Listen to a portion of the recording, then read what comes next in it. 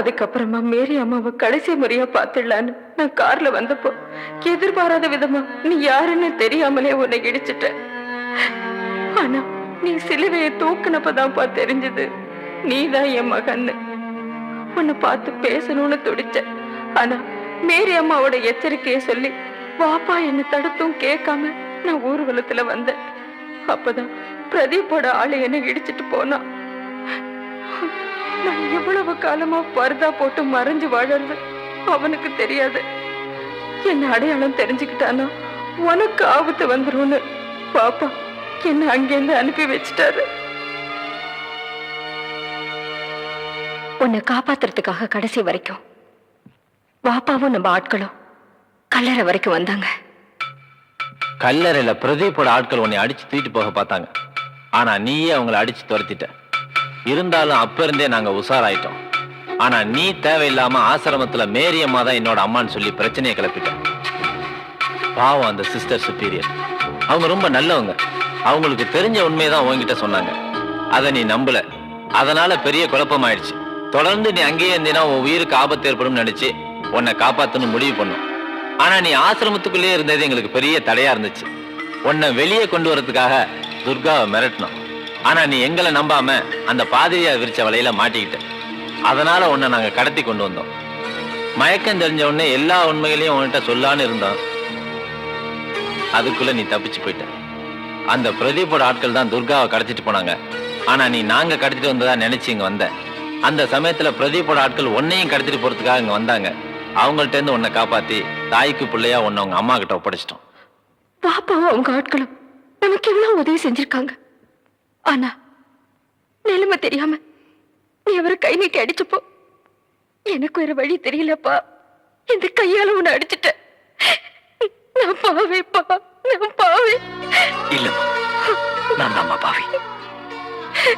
ஆசையா அம்மான்னு கூப்பிட வேண்டிய வாயால ஆத்திரத்துல உங்களை நான் எது பேசிட்டேன்.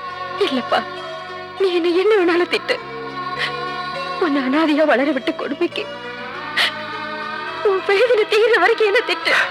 அம்மா, தெய்வத்துக்கு சமமா இருந்த மேரி அம்மாவை ஏன் அம்மான்னு சொல்லி அவங்களையும் ஒன்னையும் ரொம்ப கேவலமா பேச என்ன மன்னிச்சிருக்க. இதெல்லாம் அந்த கொலவெறி பிடிச்சு பிரதீபால வந்ததுதான்.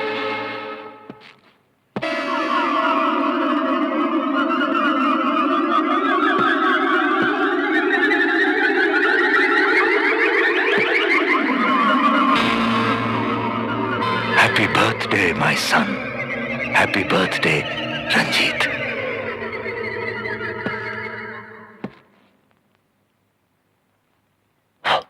Happy birthday, Ranjit. சாட்டியாண்டா புடிச்சிருக்கற. இல்ல, பிறந்த நாள் அது இதுன்னு கொண்டாடுறானே. யார் பிறந்த நாள்? அந்த பணத்துக்கு தான். அது ஒரு மகன் தான். 25-30 வருஷமா வச்சிருக்கான். நம்ம ஏதாவது பேசணும் அடிச்சு அந்த சிங்கங்கரடியாட்ட பாடம் பண்ணி வச்சிருவான். ஐயோ அம்மா. Happy birthday, my son.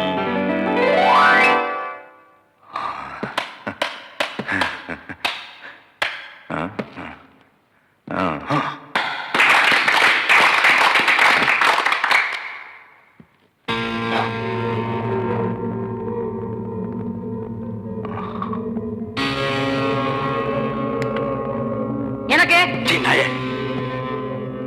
Happy birthday, Ranjit Chakravarti. Ranjith சக்கரவர்த்தி உங்க எல்லாருக்கும் வணக்கம் சொல்லுறான்.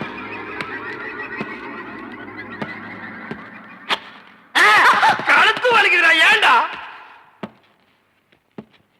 ஆச்சாமி. நான் ஆரிச்சாமி இல்லைங்க, ஆரிச்சாமி. ஐயம் திண்டுக்கல் சகாயம். ஐயோ, எங்க அப்பா அம்மா பேர் வைக்கல. வெட்டி பசங்க.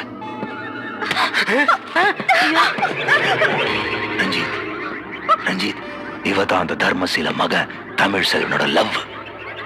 வேண்டாத விஷயத்தை தோண்டி எடுக்க போய் இப்ப இங்க வந்து நிக்கிறா.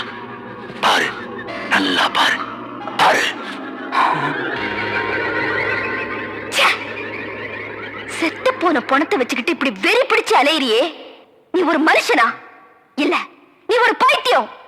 உன் மகன் ஒரு சடம். ஏதாவது காக்கா கழுகு மகனோட பணத்தை கொத்தி சின்ன பின்னமாக்கிறதுக்கு முன்னாடி ஒழுங்கா பணத்தை புதைச்சிரு. என் ரஞ்சித் சக்கரவர்த்தி இன்னும் உயிரோட தான் இருக்கிறான். 25 வருஷமா அந்த தர்மசீல வாரிசு பழி வாங்கணும்னு காத்துக்கிட்டு இருக்கான்.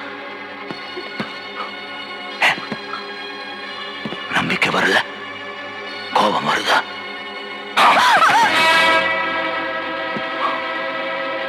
கோபம் வந்தா கோபப்படணும், சிரிப்பு வந்தா சிரிக்கணும், அழுக வந்தா அழணும். கொலை பண்ணணும்னு நினைச்சா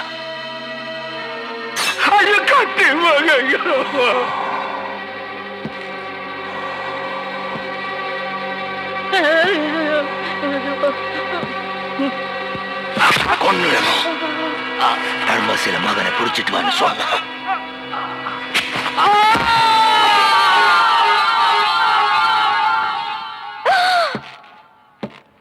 மனசுப்படி வாழ்ந்து காமிக்கணும். மனசுப்படி வாழவன் தான் மனுஷன். அதுதான் அவனுக்கு அழகு.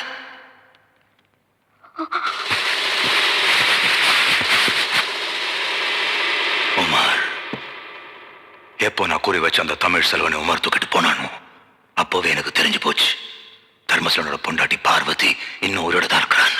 அந்த தமிழ் செல்வனை, தர்மசேலனோட வாரிசை என் பையன் கண்ணு முன்னால் இதே இடத்துல துடிக்க துடிக்க நான் கொல்லணும்.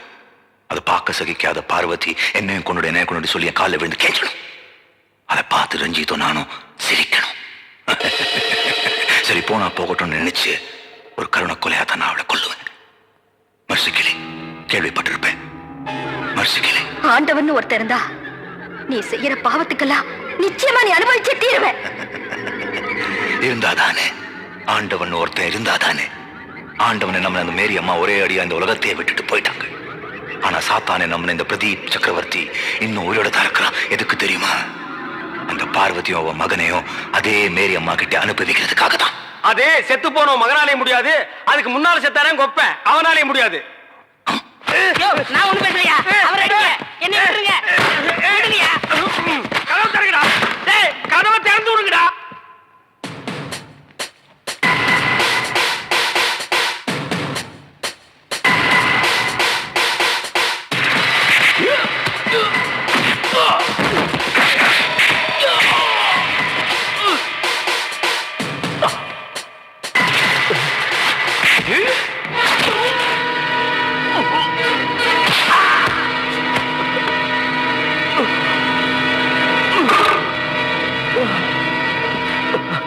தரங்கிட்டு போகக்கூடாதுப்பா.